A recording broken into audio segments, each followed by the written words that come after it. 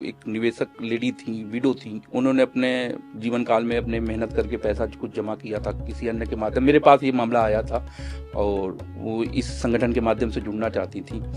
फिर कुछ दिन पहले भी हमारे उनके बच्चे से मुलाकात हुई तो पता लगा कि वो एक्सपायर कर गई। सर, उनकी बेटी 18 साल की उम्र में, शब्द नहीं है मेरे पास कि किस तरीके से वो आज अपने परिवार को चलाने के लिए उतर गई। शब्द निशब्द हूं सर यहाँ सर। करीब 8,000 करोड़ का घोटाला कहा जाता है आदर्श क्रेडिट कोऑपरेटिव सोसाइटी घोटाला। कोई घोटाला नहीं किया। कितने लोग थे जिनका आपकी इस संस्था में इन्वेस्टमेंट था जो प्रभावित हैं? पूरे भारतवर्ष से लगभग 21 लाख लोग निवेशक थे। वो 4 लाख अभिकर्ता आज उनके घरों का चूल्हा बंद हो गया सर। 4,000 कर्मचारी आपको कब पता चला कि ये घोटाला हो गया सर? आज भी नहीं है। चलो, आपकी निष्ठा और अंदाज गजब का है। मेरा सबसे बड़ा प्रश्न ये है कि जितनी भी जांच एजेंसियां थी जी, ईडी, एसएफआईओ, जितनी भी भारत सरकार की जांच एजेंसियां हैं, क्या उन्होंने निवेशक के हित में आज तक कोई कार्य किया? सरकार भी नहीं दे रही तो अब आप कहां जाएंगे? सर, हम तो कोर्ट जाएंगे। प्रधान जो रहे हैं, जो आपके मुकेश जी मोदी, तो क्या मुकेश मोदी और उनकी टीम लोगों को पैसा देना चाहती है? क्या आपको लगता है कि मुकेश मोदी को सजा मिलनी चाहिए? उम्मीद एक बड़ी चीज है। जी सर। तो क्या लोगों को उम्मीद करनी चाहिए कि उन्हें पैसा मिलेगा?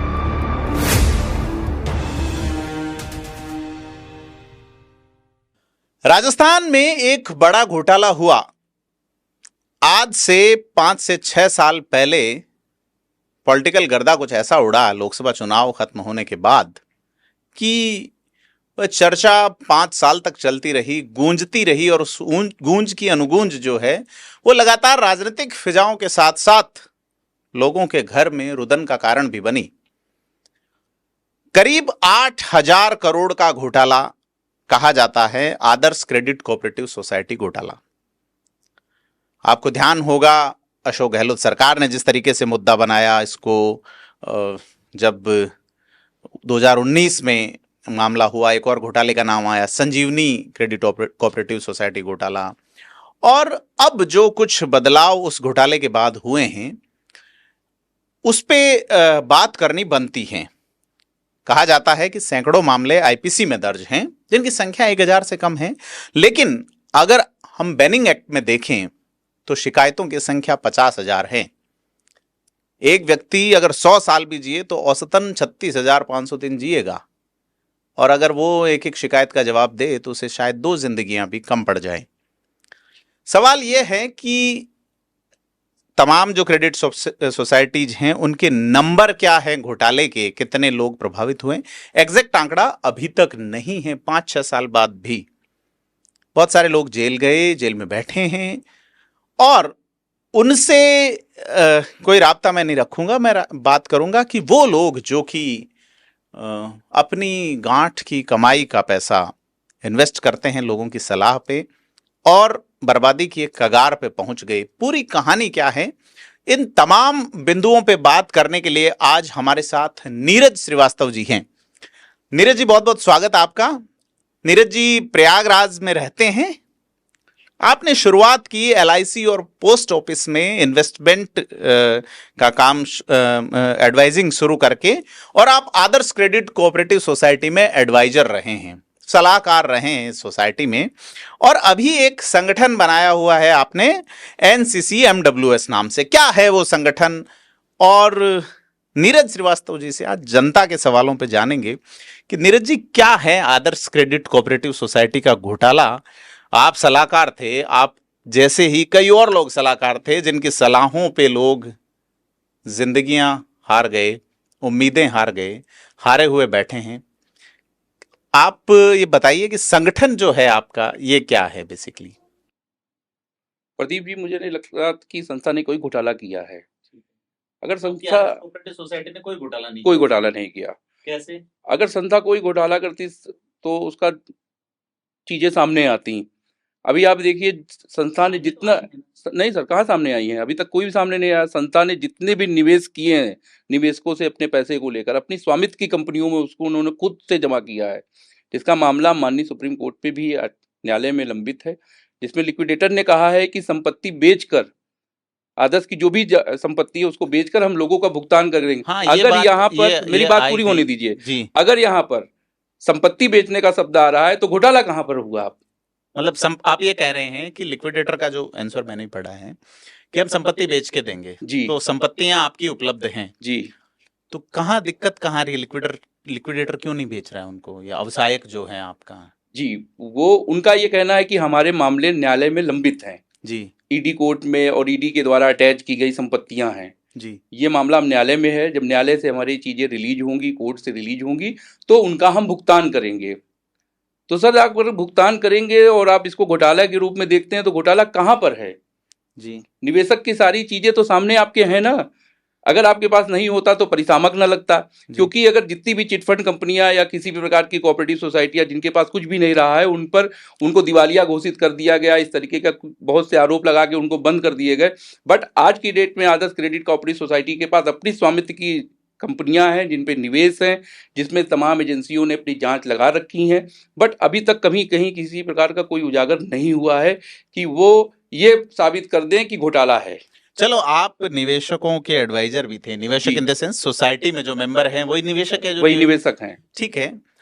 और साथ ही जी आप ये जो आपकी संघर्ष समिति जो बनी हुई है उसके सचिव भी हैं आप, दोनों तरफ से आप, मतलब उस समय लोग तो आपके माध्यम से निवेश करते हैं तो आपको तो परेशानियां आई होंगी निश्चित तौर पे। इस जो आदर्श क्रेडिट कोऑपरेटिव सोसाइटी के जो प्रधान जो रहे हैं, जो आपके मुकेश जी मोदी, उनका और उनके परिवार के अन्य सदस्यों की क्या भूमिका रही? क्या आपको लगता है कि मुकेश मोदी को सजा मिलनी चाहिए? क्योंकि देखो, आपकी क्रेडिबिलिटी तो खत्म हुई है निश्चित तौर पे, और क्या ये जो घोटाला हुआ है या इसकी जो जांच हुई है उसमें आपको क्या दिक्कतें आई? गिरफ्तारी, डर, भागना, फरारी, ऐसा कुछ? जी देखिए प्रदीप जी, अभी बार बार प्रश्न आता है घोटाले का जी, मैं इसमें आपका ध्यान केंद्रित करना चाहता हूं कि आज तक 6 वर्ष में किसी भी जांच एजेंसियों ने इस घोटाले को साबित नहीं कर पाया।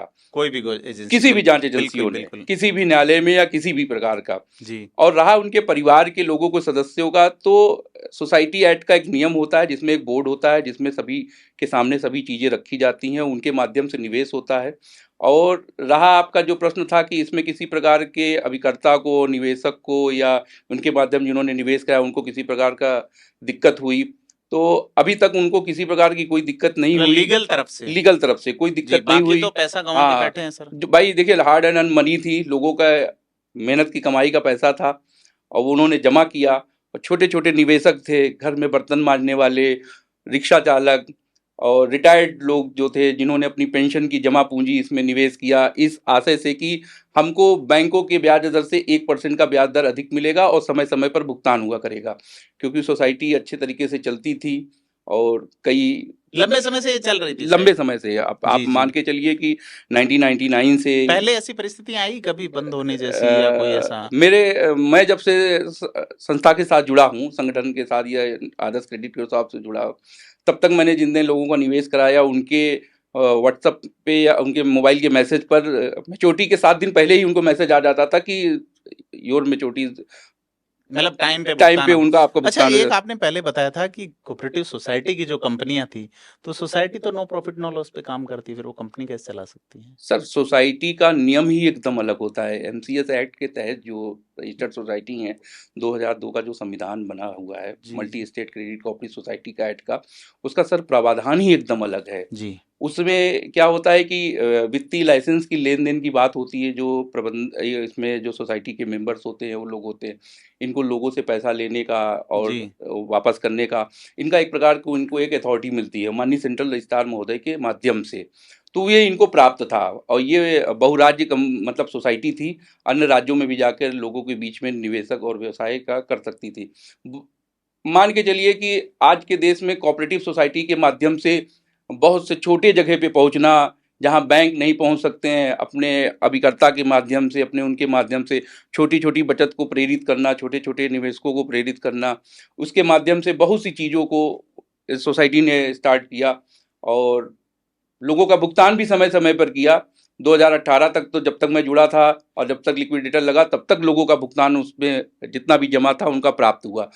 देन आफ्टर लिक्विडेटर के बाद से भुगतान की प्रक्रिया रुक गई और आज तक सर आपके सामने है कि किसी को भुगतान कोई प्राप्त नहीं हो पाया है। पहले आपने कहा लिक्विडेटर ये कह रहे हैं कि संपत्ति बेच के भुगतान करूंगा, ठीक है, अब कब करेंगे वो? सिंपल ये सवाल है सर अब माननीय न्यायालय में आज भी आप अगर उठा के देखिए तो पूरे सर्वोच्च न्यायालय में और पूरे भारत के संविधान में और पूरे भारत के न्यायालयों में संख्या कम पड़ जाएगी, गिनती कम पड़ जाएगी कितने मामले न्यायालय लंबित हैं।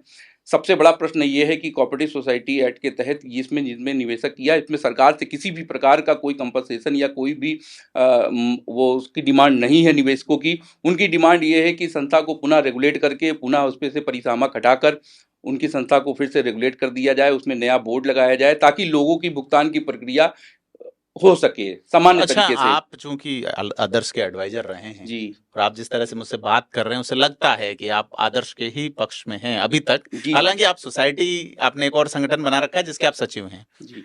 तो क्या मुकेश मोदी और उनकी टीम लोगों को पैसा देना चाहती है? सर मेरी मुलाकात पिछले बार मैं राजस्थान में आया था अपने संस्था के कुछ कार्य के लिए और उस टाइम मेरी मुलाकात इनके संस्थापक और एमडी महोदय से हुई थी। कहाँ हुई मुलाकात? सर किसी थाने में उनकी पेशी थी जी, उस दरमियान मैं भी राजस्थान में ही था जी जी। तो एक छोटी सी मुलाकात हुई जिसमें मैंने उनसे बातचीत की। तो उनका तो मोटिव आज भी है कि हमें न देकर एक नया बोर्ड गठित करके सरकार जो है परिसामक हटा के लोगों का भुगतान करे जी, लोगों का भुगतान करे ताकि हम उनके सारे निवेशकों का पैसा वापस हो जाए। संस्था के पास आज भी उतना धन है, आज भी उतना पैसा है, आज भी उतनी संपत्तियां हैं जिसको बेचकर सबका पैसा चुकाया जा सकता है। परिसामक कह रहा है ना मैं बेच दूंगा। सर परिसामक तो 6 साल से कह रहा है जी। 6 साल से आज भी बताइए कोई एक्टिविटी हुई, लोगों ने कितने उनको लेटर लिखे, कितने जवाब, आज तक किसी को जवाब दिया उन्होंने? कहीं जवाब नहीं दिया। वो तो कहते हैं, उनका तो सीधा सा प्रश्न है कि कोर्ट में मामला लंबित है, जब वो आदेश आएगा तो हम बेचेंगे। ये कब आएगा सर? अभी आपने शुरू में एक बात बताई कि आपको 2 जीवन लेना पड़ेगा इसके लिए। हाँ एग्जैक्टली, जिस तरह से आपसे मुकदमे हैं भाई, एक सोसाइटी में कम से कम 10 लोग होंगे सर, कम से कम जी मान लीजिए, और 50,000 मुकदमे हैं तो 5 लाख लोगों की आप पेशी करवाएंगे, उतने में ही आपकी तो कई जिंदगियां खत्म हो जाएंगी सर। आज की डेट में आप 70 साल का एक बुजुर्ग आदमी जिसने सोसाइटी में निवेश कर रखा है, किसी ने अपनी बेटी की शादी के लिए पैसा निवेश कर रखा, इस पूरी पेंशन और वो क्या कहते हैं जीपीएफ पूरी कहना सर की मालामाल था पैसा। आप सोसाइटी का सर अगर इतिहास बढ़ा के देखेंगे तो आपको सोसाइटी पे सड़क पे चलने वाला एक आम नागरिक, एक आम निवेशक जो मतलब कि रोज की इनकम करता था और रोज पैसा जमा करता था, उससे अपने बच्चों की पढ़ाई लिखाई का हर चीज दिशा तय करता था अपने बच्चों की शादी के लिए। सर इसमें बहुत से लोग आज की डेट में इस आशय से 5 से 6 साल की जिनकी उम्र हो गई, बीमारी दवाइयों के अभाव से, क्योंकि उनको हर महीने पेंशन इनकम से मिल जाया करती थी सोसाइटी के माध्यम से, दवा के अभाव में और तमाम चीज़ों के अभाव में वो दुनिया से चले गए। सर मेरे सामने कुछ ऐसी हृदय विदारक घटनाएं हुई हैं। नहीं, अशोक गहलोत सरकार के टाइम में, कांग्रेस सरकार के टाइम में कहा जाता था कि आप लोगों के कारण चले गए, जैसे जो सोसाइटी थी उसके कारण चले गए। सर देखिए, सरकार पे कोई प्रश्न चिन्ह नहीं है, ना मेरा किसी पे कोई प्रश्न चिन्ह है। मेरा सबसे बड़ा प्रश्न ये है कि जितनी भी जांच एजेंसियां थी जी, ईडी, एसएफआईओ, जितनी भी भारत सरकार की जांच एजेंसियां हैं, क्या उन्होंने निवेशक के हित में आज तक कोई कार्य किया? मैं मानता हूं उन्होंने सोसाइटी की जांच की, बिल्कुल मानता हूं। सोसाइटी पे उनके आरोप लगाए, किसी एक को तो पैसे दिए, किसी को एक को पैसा दिया आज तक? क्या उन्होंने निवेशक के हित के लिए कोई कार्य या कोर्ट में कोई एप्लीकेशन दी कि सर ये निवेशक हैं? बताया सर, मेरा क्यूरियोसिटी है, थोड़ा कानून का विद्यार्थी रहा हूँ। ये लिक्विडेटर जो है, कई रिटायर्ड आईएएस वगैरह हैं जी, इनको सैलरी क्या सरकार दे रही है या सोसाइटी में से आ रहा है मामला? सर ये सोसाइटी का तो आपका अकाउंट लोग सर सोसाइटी के अकाउंट तो क्लोज हैं जी। आप अब इस पे सर हम बहुत ज्यादा जानकारी तो नहीं रखे हैं हम जी, बट ये जानते हैं कि सोसाइटी में आज वो ऑफिस में बैठे हुए हैं और सब चीजों को क्या मैनेज कर रहे हैं? सर हमको ये बताइए, क्या मैनेज कर रहे हैं जी? आज कोई एडवाइजर मिलने की कोशिश करता है, कोई निवेशक मिलने की कोशिश करता है। सर सोसाइटी में परिसामक का मतलब होता है आज की डेट में सोसाइटी का मालिक जी, सर्वे सर्वा आज वो हैं। तो जिस प्रकार पूर्वत में सोसाइटी के संस्थापक लोग अपने निवेशक से मिला करते थे, अपने एडवाइजर से मिला करते, तो आज भी आपकी जिम्मेदारी बनती है कि आप अपने एडवाइजर, अपने निवेशक से मिलिए, उनको बताइए पत्र के माध्यम से। मैं एक सर प्रदीप सर आपके माध्यम से एक बात पूछना चाहता हूँ कि कभी यह जानने की कोशिश हुई है कि सोसाइटी पे ऑडिट भी हुआ करती थी और माननीय सरकार और उनके सेंट्रल रजिस्ट्रार के द्वारा ऑडिट हुआ करती थी, इनकी बैलेंस शीट जो भी प्रॉफिट एंड लॉस की हुआ करती थी वो पूरी तरीके से वेबसाइट पे हुआ करती थी। सर सोसाइटी में नियम है कि किसी भी संस्था को लगातार 3 वित्तीय वर्ष में या 5 वित्तीय वर्ष में घाटे के रूप में देखने पर तब जाके परिसामक लगता है। और 2018 तक की बैलेंस शीट उठा के देखिए, सोसाइटी लगभग पूरी प्रॉफिट में थी जी। 18% का सर डिविडेंड देती थी अपने सदस्यों के बीच में। आपको कब पता चला कि ये घोटाला हो गया है? सर आज भी नहीं है। चलो आपका निष्ठा और अंदाज गजब का है। सर आज भी नहीं है। आपको कब पता चला कि पुलिस कार्रवाई हो रही है या ईडी एंटर हो गई या एसीबी एंटर हो गई? जी, कुछ न्यूज चैनल्स के माध्यम से, कुछ और सोर्सेज से लोगों को पता लगता था कि पुलिस की प्रक्रिया मतलब कार्रवाई चालू हो गई, इस तरीके की हो गई है। जब तक पुलिस की कार्रवाई नहीं थी तब तक मैनेजमेंट बाहर था, वो अपनी चीजों को मैनेज करते थे। आप लंबे समय से हैं, चूंकि एडवाइजर तभी रहे होंगे, तो क्या आपको कभी शुबा या शक नहीं हुआ, कोई शक शुबा नहीं हुआ कि कुछ तो गड़बड़ है? सर एक बात ये बताइए कि आज के समय में एक बात प्रदीप जी आपको ध्यान आकर्षित करना चाहता हूँ कि माननीय प्रधानमंत्री जी जब से प्रधानमंत्री बने तब से उन्होंने एक दिया कि जितने भी चीजें सब डिजिटल इंडिया के माध्यम से होने चाहिए। ये पहली एकमात्र सोसाइटी थी जिसने सारे कार्यों को ऑनलाइन किया था, जिसका अवार्ड भी इनको मिला हुआ है, वो भी बाहर। क्रेडिट कोऑपरेटिव सोसाइटी का बेस्ट प्लेटफॉर्म का अवार्ड मिला है सर। फिर क्या नाराजगी हो गई सर? ये तो बहुत बड़ा प्रश्न है सर, आज भी है। जी जी, नहीं, बड़ा सवाल ये है सर कि आपको कभी ऐसा लगा कि कुछ गड़बड़ हो सकती है, या आपको जो है वो कभी ऐसा लगा कि भरोसा जो था आपका उसका क्या बेस था आपको कि लोगों से आप इन्वेस्ट करवाए जा रहे थे? सर रही भरोसे की बात, तो आप जो भरोसा शब्द कर रहे हैं कि लोगों का समय पर भुगतान, ग्राहक को समय पे जानकारी देना और पूरी पारदर्शिता के साथ काम करना, सर इससे बड़ा भरोसा कोई भी नहीं हो सकता। बैंकों में भी आप अगर आप निवेश करने जाते हैं तो आपकी जमा रकम की कोई भी गारंटी एक लिमिट के बाद नहीं होती। Investment is subject of market risk. Market risk. और बैंकों में भी कह रखा है कि आपकी अगर 10 लाख भी जमा है तो आपकी उसमें सिर्फ 1 लाख की जिम्मेदारी है। बट क्रेडिट कोऑपरेटिव सोसाइटी में जितनी भी जमाएं लेते थे उसके भुगतान की पूर्ण अवधि के समय पर वो पूरा देते थे पैसा। जी, उसमें मार्केट की जगह लाइफ रिस्क कर लेना चाहिए कि आपकी जिंदगी के रिस्क पे भाई पैसा जमा करा रहे हो आप। जिस तरह से लोगों को हमने रोते हुए देखा, बिलखते हुए देखा, कई मूवीज भी बनी उस वक्त, तमाम चीजें, चुनाव तक लड़े गए इस पे। खैर, और संस्था का जो विश्वास वाला मामला, जैसे आप बता रहे हैं कि लंबे समय से काम कर रहे थे और आपके सदस्यों को भरोसा था। जी। आपने खुद ने पैसा लगाया था? जी सर। कितना लगाया मतलब? सर मेरा अपना परिवार का, मेरा खुद का अपना निवेश लगभग 15 से 20 लाख रुपए का। तो आपको ये तो बात, आपको तो मैं क्लीन चिट दे सकता हूँ कि आप खुद नहीं लगाते अगर मन में चोर होता। हाँ, बिल्कुल सही बात है सर, बिल्कुल। चलो, क्योंकि एक विश्वास के तहत ही सर कितना कर रहे थे आप? डबल कर रहे थे? कितना वादा था ब्याज का, रिटर्न का क्या था? सर बैंकों से 1% मात्र अधिक सर सोसाइटी में मिलता था, क्योंकि सोसाइटी 1% का ब्याज इसलिए दिया करती थी अधिक क्योंकि उनके एक्सपेंसेस बड़े कम हुआ करते थे। मैंने सर इन सब चीजों की बड़ी जानकारी बड़ी बारीकी से ली है। आप सलाह थोड़े दे पाओगे। बाकी सलाहकार कौन बनाएगा आपको बिना जानकारी? जी सर, जानकारी लेना इसलिए जरूरी था कि आप अगर बैंक से 1% अधिक ब्याज दे रहे हो तो क्यों दे रहे हो। तो बैंक की प्रणाली से इनकी प्रणाली में बड़े अंतर हुआ करते थे, इनके एक्सपेंसेस बड़े कम हुआ करते थे खर्चे। तो उन खर्चों की कटौती से सर सोसाइटी में ज्यादा एक इंटरेस्ट मिला करता था। कितने लोग थे जिनका आपकी इस संस्था में इन्वेस्टमेंट था जो प्रभावित हैं? सर अगर बात करिए तो पूरे भारतवर्ष से लगभग 21 लाख लोग निवेशक थे। 21 लाख लोग निवेश किए हुए हैं आज भी संस्था के अंदर सर। क्या बात है सर। बिल्कुल सर, ये डेटा है पूरा एकदम, और लिक्विडेटर महोदय के पास भी है और सब चीज का डेटा है सर। जी, तो यह सारी चीजें जैसे आपने बताई कि आप ऑनलाइन रखते थे, चीजें आप शेयर करते थे, जो आपकी गवर्नमेंट की पॉलिसीज है उससे भी ज्यादा आपने एक sir mobile money application launch करने वाली सबसे पहली सोसाइटी थी जो मोबाइल मनी एप्लीकेशन के माध्यम से अपने एडवाइजर तक ही नहीं, अपने निवेशक तक भी उसको उसने पहुंचाया कि अपने अकाउंट से अपने मोबाइल मनी एप्लीकेशन को जोड़ के वो बिजली का bill, house tax, water tax, मतलब इलेक्ट्रिसिटी बिल, कोई भी चीज बिल पे कर सकता था सर। इस तरीके का खूबसूरत ऐप था सर। जी जी बिल्कुल। क्या आपको कभी नहीं लगा ऐसा कि देखो सेठ लोग जो है इतनी लग्जरी कारों में घूम रहे हैं, आपके बड़े बड़े फंक्शंस होते थे, हजारों लोगों को उसमें अवार्ड देते थे, आप 5 स्टार्स में आनंद था, तो आपको लगा नहीं कभी संदिग्ध के कुछ गड़बड़ हो सकती है, सरकारी एजेंसियां इस पे कार्रवाई कर सकती हैं? सर इस पर तो क्या बताएं हम आपको कि बड़ी गाड़ियों से घूमने का जो प्रश्न है, तो लगातार अगर जीरो से कोई शुरुआत करेगा संस्था को और उसको बड़ी मेहनत से उसकी टीम वर्क के साथ, एक समय ऐसा आएगा कि आप एक अच्छे इनकम पर्सन होगे, एक अच्छी आपकी पर्सनालिटी डेवलप होगी।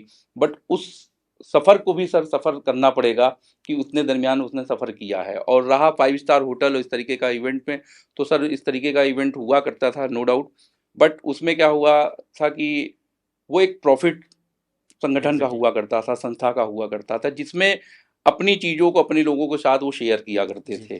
कोऑपरेटिव सोसाइटी के मेंबर्स होते थे, उन्हीं के बीच में ये सब चीजें। बट इस तरीके का अगर कोई आरोप है कि लोग लुभावन या इस तरीके का कुछ हुआ करता था, तो मेरे ख्याल से अभी तक मेरे संज्ञान में मामला मतलब नहीं संदिग्ध आपको लगा, इस नहीं लगा या लगा कभी संदेह? क्या कारण रहा सर? कारण ये था कि सोसाइटी की जो संस्था की गतिविधि थी उसमें कभी हमने धोखाधड़ी या इस तरीके का कोई महसूस नहीं किया, और समय समय पर भुगतान, समय समय पर लोगों की मैच्योरिटी, ये सब सबसे बड़े कारण। तो लोगों का जमा, प्रदीप जी आपका पैसा जमा है, मैंने 1 साल के लिए डिपॉजिट कराया, 1 साल बाद आपकी मैच्योरिटी आपके मोबाइल मैसेज पे आ गई और आपने एक एप्लीकेशन पे क्लिक किया, आपके अकाउंट में पैसा क्रेडिट हो गया जी। अब सर यही विश्वास है। 5 साल हो जाएंगे, 6 साल हो जाएंगे शायद, 6 साल सर, 2018 से लेकर अभी तक में 6 साल हो जाएंगे। ठीक है। आपने लास्ट इन्वेस्टमेंट कब करवाया था? सर 2018 में ही करवाया था। कौन से महीने में? जनवरी स्टार्टिंग में ही। अच्छा ठीक है। और मतलब पहले भुगतान भी हो रहा था लोगों को? हाँ, खूब भुगतान हुआ है जी। मेरे अपने खुद की मैच्योरिटी, मेरे अपने परिवार की मैच्योरिटी और इन लोगों का भी भुगतान हुआ है जी। कुछ लोगों के उद्देश्य भी पूरे हुए हैं मेरे। क्या मैं समझता हूँ कि पूरे राजस्थान, पूरे भारतवर्ष से जितने भी निवेशक रहे हैं, जितने एडवाइजर थे, सबसे बड़ा मुद्दा सर आज की डेट में, प्रदीप जी आपके माध्यम से, मैं आपने भी शायद इस पे ध्यान नहीं दिया कि 21 लाख तो आपने समझ लिया कि 21 लाख निवेशक थे सर। 21 लाख को निवेशक को पहुंचाने वाले वो 4 लाख अभिकर्ता आज उनके घरों का चूल्हा बंद हो गया सर, जिनके रोजगार का सबसे बड़ा साधन था। 4000 कर्मचारी जी आज की डेट में सरकारी नौकरियों के लिए वो सब भाग रहे हैं, कहीं नहीं मिल रही है जी। स्वतः रोजगार के माध्यम से और इन सब के माध्यम से लोगों को रोजगार सृजन हुआ करता था सर। आज आप सोचिए, सबसे बड़ा प्रश्न सर साहब आप खुद सोचिए कि आज 4 लाख एडवाइजर के घरों का चूल्हा बंद हो गया, उनकी आय का साधन बंद हो गया जी। जो किसी न किसी प्रकार लोगों का निवेश करा के 2 पैसे अपना कमाया करते थे, लोगों को विश्वास में लिया करते थे, बट जमा किया उन्होंने। तो अब जैसे आपकी सोसाइटी 21 लाख लोग जुड़ गए जी जी, किस तरह की आपने वो टेक्निक अपनाई या क्या आपकी लुभावनी योजनाएं थी कि उस समय आपको कितनी जो है वो गुंजाइश, संदेह की गुंजाइश तो दिखी नहीं होगी, विज्ञापन ही आपके जैसे मान लीजिए ऐसा कहते हैं मीडिया पूरा आपके सपोर्ट में था, सारी चीजें थी, और संदेह की गुंजाइश वाली बात तो रही नहीं, बिल्कुल जैसे आप पहले नकार चुके जी। तो क्या बड़ी चीज आप मानते हैं उसको कि किस तरह से लुभाया? सर पहला था प्रदीप जी घोटाला, दूसरा शब्द आया आपका लुभाना जी। मैं तो सर उस जनता की ओर से हूँ जो अपना पैसा मुझे मेरा सर, अगर मान लीजिए घोटाला आप कह रहे नहीं है जी, अगर घोटाला है तो आपकी कंपनी चलाने वालों को सजा हो, ये मेरा पहला उद्देश्य नहीं होगा एज ए व्यक्ति जी। ठीक है, ये दूसरा हो सकता है, लेकिन पहला उद्देश्य उन लोगों के पास पैसा पहुंचे जिन्होंने लगाया है, जिन्होंने निवेश किया है। एज ए नागरिक मैंने ना तो लगाया न किसी को लगाने के लिए कहा जी जी, लेकिन एक व्यक्ति के नाते कि आपको सजा हो अगर आपने क्राइम किया है, कोर्ट तय करे, न्यायालय सब जुडिस मैटर है, किसी तरह की टिप्पणी नहीं, लेकिन वो सेकेंडरी रहेगा। पहला है कि लोगों को पैसा मिला, क्योंकि मैंने रोते बिलखते लोगों को देखा, देखा इसलिए है। आज आपको हमने पकड़ लिया कि भाई जी। कहाँ जा रहे हैं आपने। ठीक है, तो आपको ये लगता है कि लुभाना शब्द गलत है। जी। ठीक है, अब ये बताइए कि हमने एक बड़ा सा नाम लिया था कि आपका जो संगठन है, जी, जी। जिस संगठन के तहत आप काम कर रहे हैं, सर क्या लगता है आपको? प्रदीप जी, मेरे संगठन के पहले, इसके पहले भी कुछ संगठन थे जो AWAT अवाद के नाम से माननीय जोधपुर न्यायालय में एक PIL लगा रखी है, जो आज भी लंबित है। और एक संगठन था AMA, जिसमें गुजरात हाई कोर्ट में उन्होंने लगाया।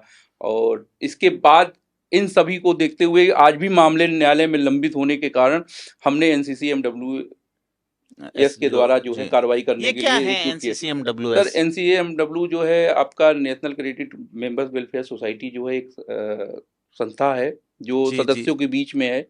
हम कोई प्रकार का वित्तीय लेन देन नहीं है हमारे पास, जी। हम किसी प्रकार का निवेश या जमा का कार्य नहीं करते। हम सरकार के बनाए नियमों को, जो भी एक्ट हैं, उनको लोगों तक पहुंचाने का कार्य करते हैं। और इस तरीके के लोग जो ठगी के शिकार, जिनको आप घोटाले, इस तरीके के जो लोग पीड़ित हैं, इनको न्याय दिलाने के लिए माननीय न्यायालय में याचिका दायर करने के लिए एक संगठित माध्यम से जिसमें मेंबर ही रहेंगे सर, इसमें कोई बाहर का आदमी नहीं होगा। जी जी, इसमें मेंबर ही रहेंगे। ये मेंबर एक समूह के माध्यम से माननीय न्यायालय में अपनी बातों को कहेंगे। अच्छा, अब आप एक, क्योंकि जैसे क्या होता है, मान लीजिए कोई कंपनी भागी, या किसी कंपनी के भागने का, या किसी सोसाइटी के, या किसी भी ऑर्गेनाइजेशन के, तो लोग सबसे पहले उस ऑर्गेनाइजेशन के लोगों को पकड़ते हैं, भाई पैसा दो। अब वो जेल चले गए, सरकार को पकड़ते हैं, पैसा दो। सरकार भी नहीं दे रही, तो अब आप कहाँ जाएंगे? सर हम तो कोर्ट जाएंगे। अच्छा, जी जी बिल्कुल। क्योंकि मेरे पास सर अगर इतने साल अब तक में क्या आपने सहारा लिया राशि पाने के लिए? क्या स्थिति है, मतलब सर आपके? हम अभी जो आपको बता रहे हैं AWAT के माध्यम से, AMA के माध्यम से माननीय कोर्ट में गए हैं। अन्य राज्यों में भी कुछ लोग समूह के रूप में भी कोर्ट गए हैं, जिसमें कोर्ट ने कुछ आदेश भी दिए हैं लिक्विडेटर को कि आप इनका भुगतान 90 दिन के अंदर कर दें, जिसमें माननीय लिक्विडेटर ने कुछ जवाब भी लगाए हैं कि अभी हमारी चीज़ें जो हैं वो सरकार के पास जब्त हैं, ED के पास है, माननीय कोर्ट में ये मामला चल रहा है, हम बेच के भुगतान करेंगे। पूरी है जी। आज की स्थिति में आपको देखा जाए तो सदस्यों की मृत्यु हो चुकी है। मेरे साथ अभी, मैं आपके चैनल के माध्यम से मैं आपको रूबरू कराऊंगा कि एक निवेशक लेडी थी, विडो थी जी। और उन्होंने अपने जीवन काल में अपने मेहनत करके पैसा कुछ जमा किया था किसी अन्य के माध्यम। मेरे पास ये मामला आया था और वो इस संगठन के माध्यम से जुड़ना चाहती थी। फिर कुछ दिन पहले भी हमारे उनके बच्चे से मुलाकात थी तो पता लगा कि वो एक्सपायर कर गई। सर उनकी बेटी 18 साल की उम्र में, शब्द नहीं है मेरे पास कि किस तरीके से वो आज अपने परिवार को चलाने के लिए उतर गई है। शब्द निशब्द हूं सर यहाँ सर जी, मेरे पास शब्द नहीं है कि मैं बयान नहीं कर सकता कि वो आज किस तरीके से सफर कर रहे हैं वो परिवार, वो बेचारे निवेशक। तो मेरा उद्देश्य और मेरा मतलब यही है कि लोगों को न्याय मिले, लोगों का पैसा वापस हो, संगठन के माध्यम से हो, संस्था आदर्श क्रेडिट कोऑपरेटिव सोसाइटी के माध्यम से हो, किसी भी माध्यम से हो, लेकिन वो पैसा वापस हो। आज भी उनके पास संपत्तियां हैं, आज भी उनका गोल्डन टाइम जा रहा है, समय पे हो, ये समय पे हो सर जी। अब तक तो डबल हो जाता पैसा आपकी स्कीम में, तो आप डबल करके थोड़े देंगे अब। सर ये तो मतलब मैं आपको एक बता रहा हूँ, मैं आपको कोई फाउंडेशन नहीं डाल रहा, नहीं, ये तो संस्था के आने के ऊपर तय होता है सर। तो आप चूंकि अब किसी को दोष नहीं दे रहे, सिंपल सा सवाल है कि आपको लगता है कि सरकारी एजेंसियों ने जांच में कोई कमी रखी है?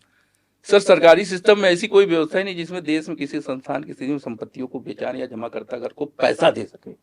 अच्छा, अभी तक कोई ऐसा चाहे आप आदर्श पकड़ लीजिए, संजीवनी पकड़ लीजिए, PACL पकड़ लीजिए, नवजीवन पकड़ लीजिए, अन्य ऐसे अनरजिस्टर्ड कितनी सोसाइटियां होंगी जो आज भी लोगों का भुगतान इस तरीके के मामले जो है पेमेंट नहीं कर पाई हैं, जो आज भी ऐसी संस्थाएं बंद पड़ी हुई हैं सर। तो आप ये कह रहे हैं कि सरकारी सिस्टम जो है या सरकारी एजेंसीज जो हैं उनकी ओर से अभी तक जो कार्रवाई त्वरित होनी चाहिए, अभी तक तय कर लिया जाए कि कौन दोषी हैं। हाँ, लेकिन मैं तो ये कह रहा हूँ, ये दोषी हैं ये तय करो, इससे पहले जो गरीब लोग हैं उनका पैसे भुगतान करो आप। जी जी। आपने कई सोसाइटियों के और भी नाम लिए, नवजीवन और संजीवनी वगैरह जी, उनको लेके क्या सोचते हैं, एक इंडिपेंडेंट ओपिनियन? क्या आपकी तरह ही स्थिति थी या कुछ, या वो भी भुगतान करना चाहते हैं? मिलते तो होंगे लोग। सर मिलते हैं जी। उनकी भी इसी तरीके की सरकारी एजेंसियों के माध्यम से सभी चीजें सब जब्त कर रखी हैं। मामला कोर्ट में है, 2 जीवन कम पड़ेगा न्याय पाने के लिए। जी जी सर एक सिस्टम में एक ऐसी व्यवस्था होनी चाहिए जी। कि जैसे अभी एक मामला महाराष्ट्र में आया था, किसी बैंक का आया था, आपको शायद मामला याद हो, जिसमें वो रातों रात बैंक करप्ट हो गई या हाँ। कुछ हो गया, और उसमें निर्मला सीतारमण जी ने उसको मामले को संज्ञान में लिया। ये वही देश की जनता है, वही नागरिक हैं, वही महिला है, वही पुरुष है, वही बच्चे हैं, वही बुजुर्ग हैं, उसी भारत देश के नागरिक हैं, उसी भारत देश में टैक्स पे कर रहे हैं, उसी भारत देश में रह रहे हैं, और उसी सरकारी भारत सरकार के द्वारा बनाई गई संस्था के द्वारा रजिस्टर्ड सोसाइटियों में भी जमा निवेश कर रहे हैं। नीरज जी, ये जो आपके लोग जो बताए जा रहे हैं बेसिकली किस कैटेगरी के लोग हैं? मुझे लगता है लोअर क्लास या थोड़े बहुत middle class. Sir lower class, middle class, इसमें लगभग आप मान के चलिए कि सभी तरीके के लोग हैं। हाई सोसाइटी वालों ने? हाई सोसाइटी वाले भी सर हैं जी। ये तो स्कीम ही आपकी गजब होती थी मतलब। हाँ सर, बिल्कुल बिल्कुल हाई सोसाइटी वाले भी है, क्योंकि उनको ट्रस्ट हुआ करता था सर। एक क्या है कि देखिए सर, हाँ, हर व्यक्ति चाहता है पैसा डबल हो, और कहीं भी कोई भी चीज होती है ना तो वो ट्रस्ट ही बिकती है। मिठाई की दुकान पे आप उसका विश्वास बिकता है, मिठाई बिकना अगर शुरू हो जाएगी तो मिठाई बिकना बंद हो जाएगी सर। जी बिल्कुल, बिकता ट्रस्ट ही है सर। एक बड़ा सवाल आपसे करूंगा मैं, जैसे आपने कहा कि लिक्विडेटर कह रहे हैं कि साहब हम पैसा बेच के देंगे, जो संपत्तियां जिसको कोर्ट में परिसंपत्ति जैसा लीगल शब्द भी इस्तेमाल होता है, तो जो संपत्तियां नीलामी के लिए प्रपोज हुई हैं कुछ, जी। अभी तक बिकी नहीं है या पैसा नहीं आया, मुझे मेरे पास कोई डेटा आया वो नहीं है, तो मैं कोई तरह की बात नहीं कहूँगा, क्या उनकी रेट जो है कि है ना भी ये प्रोडक्ट कितने का है, जैसे ये कप है मान लीजिए, जी जी, तो मैं जानता हूँ कि इसकी कितनी कीमत है। अब तीसरे व्यक्ति को आपने लिक्विडेटर लगाया, तो क्या वो वाकई में वही कीमत लगा पा रहे हैं या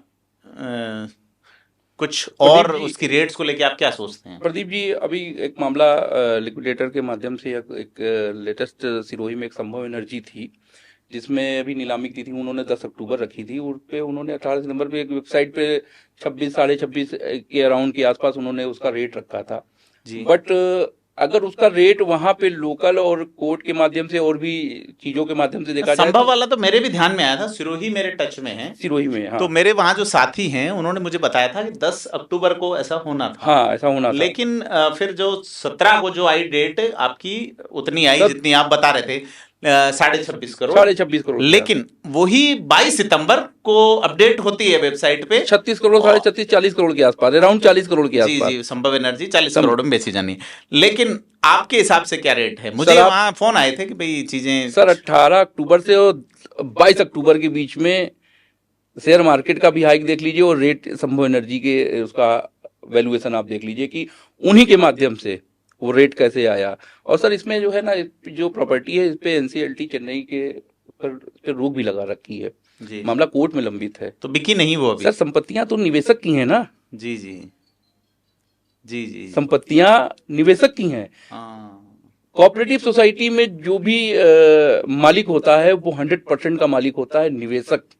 चलो रेट जो है, जैसे मान लीजिए आपका प्रोडक्ट कोई निवेशक का प्रोडक्ट कोई अवसायक बेच रहा है, परिसमापक बेच रहा है, या अंग्रेजी में कहें तो लिक्विडेटर बेच रहा है, तो रेट अगर आपके हिसाब से प्रॉफिट मतलब प्रॉपर नहीं आ रही, नहीं, तो क्या अवसायक की भूमिका पे सवाल है?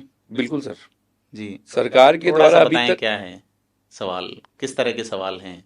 सवाल इस तरीके की, सरकार के द्वारा अभी तक जितनी भी संस्थाओं तक लगाए हैं उन संस्था के निवेशकों के आज तक मतलब उनकी निवेश राशि का भुगतान आज तक नहीं मिला जी। और उसके बाद निवेश राशि का भुगतान अगर हमारी संस्था 6 वर्ष से अगर उस पर लिक्विडेटर लगा हुआ है प्रदीप जी, तो हमें नहीं लगता कि अगले 20 से 25 वर्ष तक ये लिक्विडेटर महोदय किसी को 1 रुपया भी दे पाएंगे। अच्छा, अब 6 साल में अभी तक उन्होंने कोई स्टेटमेंट नहीं दिया और अभी भी क्या लगता है कि आपको वो अगले 15-20 सालों में पैसा दे पाएंगे? ठीक है, 3 आपको मैं ऑप्शन देता हूं। ऑप्शन ए कि ये जो मैं जिसे घोटाला कह रहा हूं और आप जिसे कह रहे हैं कि ये परिस्थितियां थी या कुछ और थी, तो इसके क्या कारण थे? ए सोसाइटी की अंदरूनी धोखाधड़ी या पॉलिटिक्स, आपका जो गवर्नमेंट स्ट्रक्चर है उसकी लापरवाही, या ऑप्शन सी है कि दोनों इसके कारण रहे कि या फिर आप सवाल जो है सिर्फ सरकारी तंत्र पे डालेंगे? बड़े सवाल है सर प्रदीप जी, मेरे हिसाब से संस्था ने कोई घोटाला ही नहीं किया जी। इसमें पूरी तरीके से सरकारी तंत्र की लापरवाही नजर आ रही है हमें जी। क्योंकि यदि सरकारी तंत्र की मंशा पैसा लौटाने की होती तो समस्त संपत्तियां जो हैं सदस्यों को बेचकर भुगतान किया जा सकता था जी।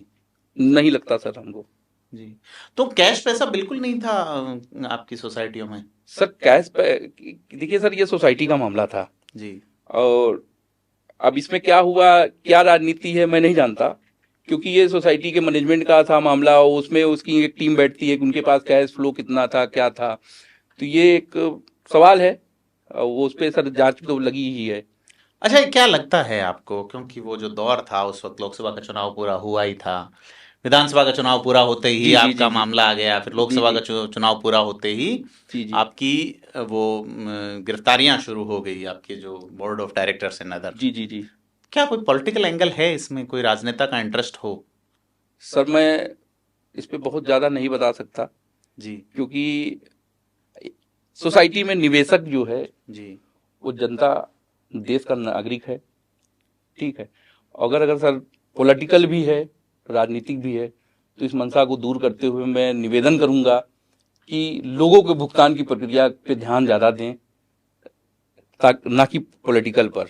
जी, क्योंकि बड़ा सवाल एक में, चलो ठीक है, आप वही कुछ जवाब आपने जो तय कर रखे हैं वो दे रहे हैं। नहीं सर, तय नहीं कर रखे हैं सर, ये आपके सामने हैं। आज आप मुझसे मिलिए और शायद आपके जहां आप रहते होंगे, जहां आपका प्रवास होगा, वहां भी आपके सोसाइटी के कुछ निवेशक रहते होंगे जी, जिन लोगों ने आज से 15-20 साल पहले निवेश किया होगा जी। कभी भी किसी से चर्चा करिएगा तो सर आपको उनकी कार्य प्रणाली बताएंगे। मैं तो बहुत शॉर्ट नोटिस के लिए जुड़ा था जी, मतलब 6-7 साल का लगभग मेरा इनके सफर था और 6 साल और इधर हो गया। तो अगर आप उनसे भी पूछेंगे तो आपको आपके प्रश्न का जवाब आपके उनके निवेश के भुगतान पर ही मिल जाएगा। अच्छा, एक जो आपने जिस एक्ट का उल्लेख किया 2019 में आया था, उस एक्ट के तहत मामला क्या बनता है या नहीं बनता है? सर आज तक साबित क्या हुआ जी, 2019 से लेकर आज 5 साल किसी मामले में चालान या एफआईआर पेश नहीं हुआ? सर अभी तक कोई ट्रायल नहीं हुआ। अच्छा, अभी तक कोई ट्रायल नहीं हुआ सर। जी। सर मुकदमे इतने आपके? मुकदमे सर जो निवेशक, आम जनता निवेशक है वो मुकदमे में नहीं उलझना चाहती जी, वो पैसा चाहती है, वो पैसा चाहती है। चलो तो एक सवाल और पूछ लेता हूँ आपको कि उम्मीद एक बड़ी चीज है। जी सर। तो क्या लोगों को उम्मीद करनी चाहिए कि उन्हें पैसा मिलेगा या कब तक मिलेगा? सर उम्मीद तो पूरी है कि लोगों को भुगतान मिले और मंशा निवेशकों को पैसा देने की नहीं। हम अपने संगठन के माध्यम से माननीय न्यायालय में लड़ाई लड़ रहे हैं। जो भी फैसला आता है हम उसका सम्मान करेंगे और उनके हक में ही हम उम्मीद करते हैं कि माननीय न्यायालय जो है निवेशकों के हित में ही कुछ फैसला दे ताकि लोगों का भुगतान और लोगों का पैसा वापस। मतलब आपका कहना है सरकारी तंत्र की मंशा नहीं है पैसा देने की? हमको तो नहीं लगता सर, अगर मंशा होती तो आज तक कोर्ट के अंदर सभी चीजें पेश कर दी होती और एक नया बोर्ड गठित हो गया होता जी। और नया बोर्ड गठित होने के बाद संपत्तियों का बेचने का कार्य भी स्टार्ट हो गया होता और लोगों के कुछ न कुछ भुगतान की चीजें स्टार्ट हो गई होती। चलो आपसे बात लंबी हुई, एक आखिरी सवाल आपसे पूछूंगा मैं कि ये जो घोटाला है जिसको आप मानेंगे नहीं, लेकिन किस प्रकार की सावधानी बरतनी चाहिए? आप एडवाइजर रहे हैं, क्या सीख मिलती है या कुछ और? सर पहला प्रश्न तो और आखिरी आप में घोटाला शब्द जो लगता है ना सर, मैं इसमें पहले भी वही था, आज भी वही हूँ कि सोसाइटी पे घोटाला कैसे कोई लगा सकता, क्योंकि सोसाइटी पर ऑडिट हुआ करती थी जी, और इंटरनल ऑडिट अपनी सोसाइटी खुद कराती थी और जो सेंट्रल रजिस्ट्रार के माध्यम से भी सर सोसाइटी का ऑडिट होता था जी। जब सर किसी भी संस्था का ऑडिट होता है उसकी बैलेंस शीट उसकी वेबसाइट पर उपलब्ध होती है तो घोटाला कहाँ सर होता है? और अचानक से रातों रात बिना किसी नोटिस के, बिना किसी उसके सर उस पर सर लिक्विडेटर लगा दिया जाता है, उसको वाइंड अप कर दिया जाता है, जो कि सोसाइटी एक्ट के तहत ये नियम है, ये प्रावधान है। मैं आपके चैनल के माध्यम से बताना तो ये प्रावधान है कि अगर पुराना बोर्ड अगर किसी प्रकार की कार्रवाई गलत करते हुए पकड़े जाते हैं तो वो बोर्ड भंग करके एक नया बोर्ड और सरकारी तंत्र का एक कोई अधिकारी बैठा के लोगों की भुगतान की प्रक्रिया को सुचारू रूप से चला सकता है। जी। बट ऐसा कुछ इस मैटर पे हुआ ही नहीं सर। मतलब 3 साल की ऑडिट अगर सही नहीं है, नेगेटिव 3 से 5 साल जी जी ऑडिट सही नहीं सर। मैं प्रदीप जी, मैं आपको बात बताना चाहता हूँ, कोई भी वित्तीय संस्था लगातार 3 से 5 वर्ष तक अगर घाटे में चलती है तो उस पर परिसामक की क्रिया होती है, लिक्विडेटर लगता है जी। और इनके केस में क्या है, 2018 तक तो बैलेंस अभी शीट तक का एक्ट जो है वो है, ठीक हाँ, है। बैलेंस शीट उठा के देख लीजिए, वो प्रॉफिट एंड लॉस की पूरी बैलेंस शीट वेबसाइट पर उपलब्ध है जी। नहीं, ये घोटाला होते ही आपको शुरू में पता चल गया था, या आप सरकार के प्रति जो आपके विचार हुए हैं वो अब 5-6 साल बाद जगह हैं? सरकार के प्रति सर मेरे विचार पहले भी वही थे, आज भी वही है कि लोगों का भुगतान करें, ठीक है।